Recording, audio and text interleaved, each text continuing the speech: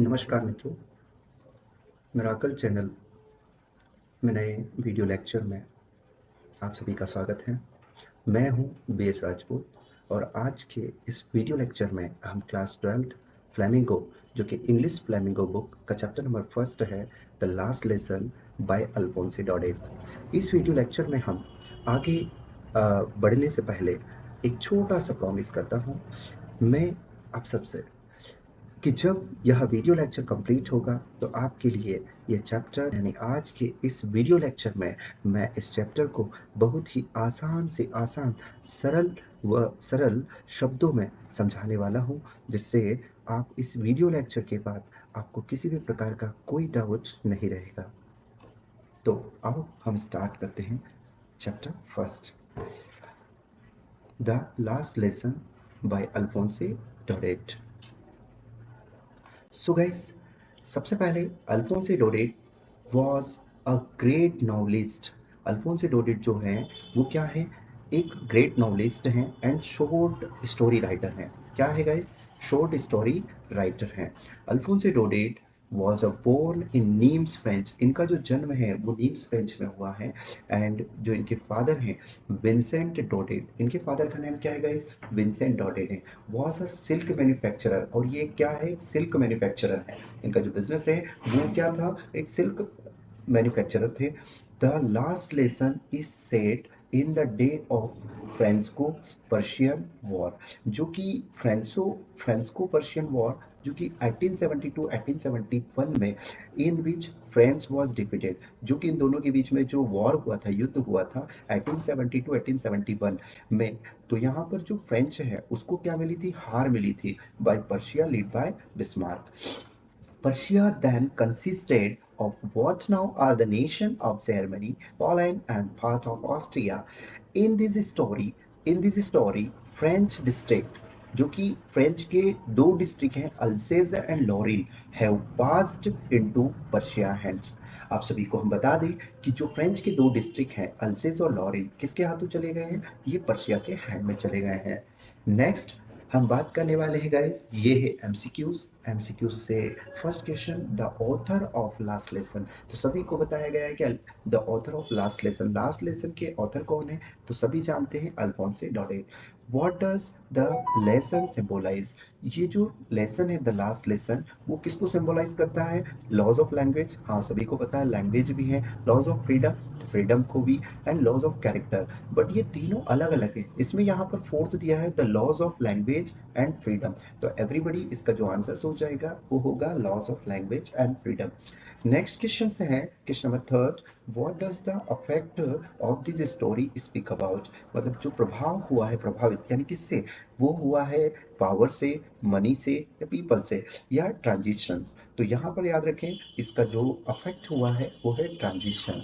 Next है question, what did होसर bring, एक होसर इसमें कैरेक्टर है जो कि एक पर्सन है, वो क्या लेकर आया है, तो यहाँ स्वीट लेकर आया है, या फिर ओल्ड प्राइमर लेकर आया है, या चिल्ड्रन लेकर आया, या फ्रेंड लेकर आया। तो एवरीबडी वो लेकर आया है ओल्ड प्राइमर।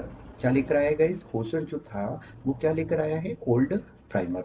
नेक्स्ट क्वेश्चन है, the last lesson story was written in which year, ये जो स्टोरी है जैसा कि मैं अभी आपको बता चुका था फर्स्ट में कि द लास्ट लेसन स्टोरी कब लिखा गया है, तो वो लिखा गया है, यहाँ हमारे पास ऑप्शन है, ए ऑप्शन में 1872-73 ये नहीं होगा, 1869-1870 ये भी नहीं है, एंड थर्ड 1872-72 नहीं है, फोर्थ जो है 1870-1871 है। तो इसका आंसर हो जाएगा guys 1872-1871।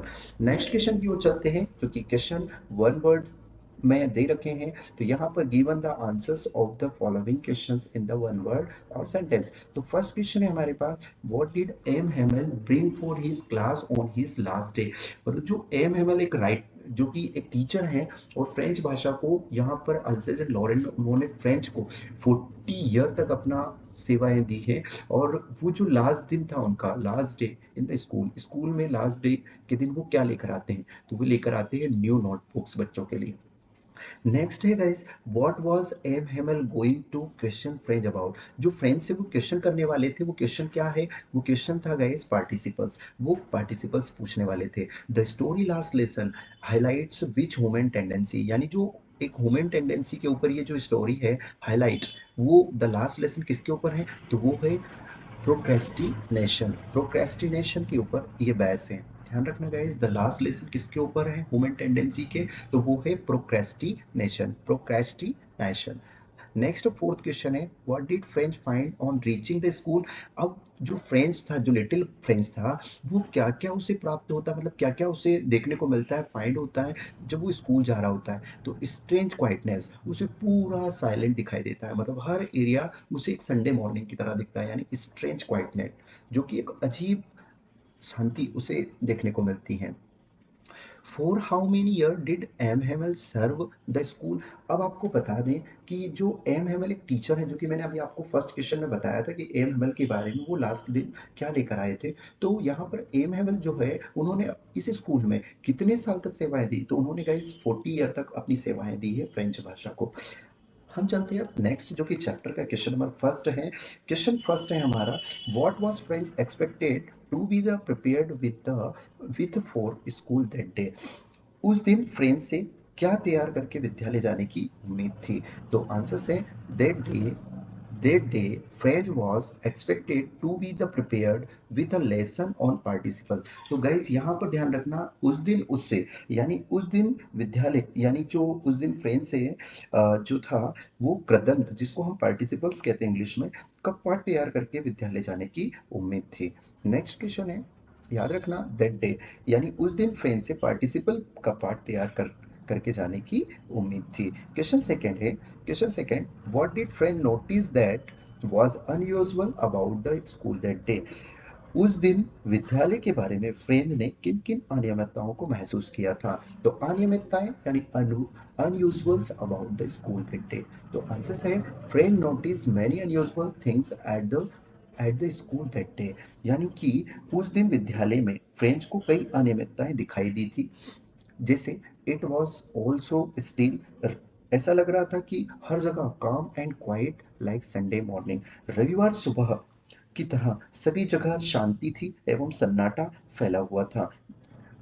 While on other days there used to be great hustle and bustle, जबकि अन्य दिनों में अत्यधिक क्या होती, हस्टल बस्टल, यानी कि यहाँ जो हस्टल बस्टल आया है इसका मतलब होता है चहल पहल। क्या होता है गाइस, चहल पहल, यानी जो हस्टल बस्टल है इसका मतलब है चहल पहल, यानी अन्य दिनों में क्या होती थी, चहल पहल और शोरगुल होता रहता था, लेकिन आज बिल्कुल शांत, काम एंड क्वाइट था। The school looked so strange and solemn, यानी जो स्कूल था, विद्यालय काफी विचित्र एवं शालीन लग रहा था, सोलेमन मतलब शालीन लग रहा था। It was quite unusual and surprise, और यह काफी असामान्य एवं आश्चर्यजनक था। मतलब ये जो था, it was quite unusual and surprising, यह काफी असामान्य एवं आश्चर्यजनक था। नेक्स्ट क्वेश्चन है हमारा, question number third, what had been put up on the bulletin board। what had been put up bulletin board, यानी उस बुलेटिन बोर्ड, सूचना पटल पर क्या लिखा हुआ था। तो the bulletin board displayed an order from Berlin, कहाँ से आया था गाइस ऑर्डर, ऑर्डर जो था वो कहाँ से आया था, बर्लिन से। सूचना पटल पर बर्लिन से आया हुआ एक आदेश, जो कि पत्र, उस पर क्या था, चिपका हुआ था, क्या था, चिपका हुआ था। ओनली, यहाँ पर, to teach only German in the schools of Alsace and Lorraine instead of French, और उसमें, जिसमें अल्सेज एवं लॉरेन के विद्यालयों में फ्रांसीसी भाषा के स्थान पर जर्मन भाषा पढ़ाए जाने का आदेश था। किसका आदेश था गाइस, अल्सेज एंड लॉरेन के स्कूलों में फ्रेंच भाषा के बजाय कौन सी भाषा पढ़ाने का आदेश था, जर्मन भाषा, केवल जर्मन भाषा पढ़ाई जाएगी। The teaching of French and the discontinue in this two district of French. अब फ्रेंच के इन दो जिलों में फ्रांसीसी भाषा के अध्यापन को निरस्त कर दिया गया था, मतलब जो फ्रांसीसी भाषा थी उसे अब डिसकंटिन्यू कर दिया गया था, और केवल जर्मन भाषा पढ़ाई जाने का इंस्ट्रक्शन दिए गए थे। नेक्स्ट क्वेश्चन, पार्ट सेकंड का क्वेश्चन नंबर फर्स्ट है, यहाँ पर दिया है, what changes did the order from Berlin course in school that day. अब इसमें जो बताया गया था कि बर्लिन से आए हुए आदेश के कारण उस दिन विद्यालय में किन-किन क्या-क्या परिवर्तन दिखाई दिए। मतलब what change the order from Berlin, जो कि बर्लिन से ऑर्डर आए थे, उस दिन विद्यालय में क्या परिवर्तन दिखाई दिए? तो that day the order from Berlin used a lot of change in the school. यानी कि बर्लिन से आए हुए आदेश के कारण उस दिन विद्यालय में अनेकों परिवर्तन दिखाई दिए। There was pin drop, silence in the school, पूरे विद्यालय में सन्नाटा हुआ था। And the teacher M Hamel became polite and sympathetic to his students and taught his lesson with more patience. और क्या था, जो शिक्षक श्रीमान एम हेमल थे वो विद्यार्थियों के प्रति विनम्र एवं सहानुभूति पूर्णता थे, और उन्होंने बहुत ही सब्र के साथ अपना पाठ पढ़ाया। And the villager were sitting quietly in the class like the student. और जो ग्रामीण थे कक्षा में इस प्रकार चुपचाप बैठे जैसे विद्यार्थी बैठे हो। नेक्स्ट क्वेश्चन की ओर बात करते हैं। तो क्वेश्चन सेकंड है, how did French feeling about M Hamel and school change. अब यहाँ पर हमें बताना हाउ डिड फ्रेंच फीलिंग, यानी कि श्रीमान एम हेमल एवं विद्यालय के प्रति फ्रेंच की भावनाओं में किस प्रकार परिवर्तन हुआ। यानी कि उन्होंने बताया कि श्रीमान एम हेमल एवं विद्यालय के प्रति फ्रेंच की भावनाओं में किस प्रकार परिवर्तन हुआ उसको बताना है। When French heard that according to the order of Berlin, यहाँ पर जब फ्रेंच ने यह जो फ्रेंच था ने यह सुना कि बर्लिन से आए आदेश के अनुसार श्रीमान एम हेमल द्वारा पढ़ाई जाने वाली it was the last lesson of French taught by M Hamel, he felt a sharp pain to think that he had wasted his time for not learning French sincerely। अब होता क्या है गाइस कि जो आदेश के अनुसार श्रीमान एम हेमल द्वारा पढ़ाई जाने वाली फ्रांसीसी भाषा का यह अंतिम पाठ है, जो उसे यह सोचकर एक तीखा दर्द हुआ कि जो पेन हुआ कि वो फ्रांसीसी भाषा को गंभीरता पूर्वक ना सीख कर अपने समय को क्या किया उसने, मतलब उसने बर्बाद कर दिया है। Sincerely, considered how he considered now his book as his friend। अब वह अपनी पुस्तकों को अपना मित्र समझने लगा। अब उसने क्या माना कि जो उसकी जो किताबें थी उनको उसने सिर्फ अपना फ्रेंड ही मानने लगा। और नेक्स्ट यहाँ he suddenly developed a strange fascination for his language and school। अब वह अपनी भाषा में विद्यालय के प्रति अद्भुत आकर्षण विकसित किया। He had sympathy and respect for M. Hamel। श्रीमान एम हेमल के लिए उसके अंदर सहानुभूति एवं सम्मान जागृत हो गया। He forget all about the previous behavior and nature of M. Hamel। उसने श्रीमान एम हेमल की पुरानी आदतों एवं प्रवृत्तियों को भुला दिया। He also regretted for not attending the school properly। सही प्रकार से विद्यालय में उपस्थित ना होने के कारण उसे काफी पश्चाताप भी हुआ। तो गैस इस प्रकार जो एम हेमल ने देखा कि क्या क्या महसूस किया और क्या क्या चेंजेस हुए थे स्कूल में, इसके बारे में हमने यहाँ पर समझा। ओके, नेक्स्ट नेक्स्ट है जो कि बच्चों के द्वारा करना है, working with words. English is an a language that contains word from many other language। This the inclusiveness is the one of the reason it is now a world language। तो आइए गाइज यहाँ पर हमें कुछ words दिए हैं, इन words को हमें अरेंज करना है, find out of the origin, जो कि इसका origins of the following words, जो कि टाइकोन है। जो टाइकोन किससे लिया गया है, तो आइए हम बताते हैं। यहाँ दे रखा है टाइकोन, जो कि एक जापानीज है। जापानीज याद रखना, टाइकून क्या है, किससे लिया गया है, किस लैंग्वेज से लिया गया है, टाइकून जो है जापानीज भाषा से लिया गया है।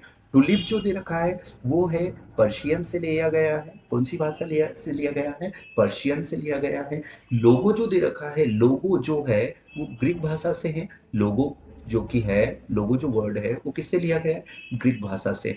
नेक्स्ट दे रखा है बैंडिकुट। बैंडिकुट जो है कि तेलुगु से लिया गया है। बैंडिकुट किससे लिया गया है, तेलुगु से लिया गया है। यानी कि यहाँ पर हम जो वर्डों को जज कर रहे हैं, यानी कि जो टाइकून है वो किस भाषा का वर्ड है, वो है जापानीज वर्ड है। टुलिप जो है पर्शियन है, और लोगो जो है ग्रीक भाषा का है। नेक्स्ट दे रखा है बैंडिकुट जो कि तेलुगु है, और यहाँ दे रखा है बारबेक्यू, तो यहाँ पर इंडो से लिया गया है। बारबेक्यू किससे लिया गया है? वो इंडो से लिया गया है। नेक्स्ट दे रखा है वरांडा। वरांडा जो है पुर्तगालीज वर्ड है। क्या है वैरेंडा? वैरेंडा जो है पुर्तगालीज वर्ड है। और जीरो जो है, जीरो किससे लिया गया है? जीरो लिया गया है अरबिक से लिया गया है। जीरो किससे लिया गया है गाइस? अरबिक से लिया गया है। अरबिक से लिया गया है। यहाँ पर दे रखा है जीरो, अरबिक से लिया गया है। और सकी, सकी जो कि है नॉर्वेन, नॉर्वेन से लिया गया है, नॉर्वियन से लिया गया है, नॉर्वियन से। और लास्ट वर्ड है ट्रैक, ट्रैक जो है डच से लिया गया है। तो यहाँ पर हमें पता होना चाहिए टाइकुन जो है जापानीज है, टुलिप है पर्शियन है, लोगो है ग्रीक है, और बैंडिकुट जो है तेलुगु से लिया गया है। और बारबेक्यूज जो दे रखा है वो इंडो से लिया गया है। वरेंडा जो दे रखा है वो पुर्तगालीज वर्ड है। जीरो जो अरेबिक है, याद रखना जीरो जो वर्ड है वो अरेबिक है। और यहाँ सकी दे रखा है वो नेर्वियन से लिया गया है। और ट्रेक जो है वो डच से लिया गया है। Thank you gas, thank you so much. ज़्यादा से ज़्यादा आप इसे सब्सक्राइब करें, लाइक करें और अपने दोस्तों को जल्दी से जल्दी ज़्यादा से ज़्यादा शेयर करें। धन्यवाद।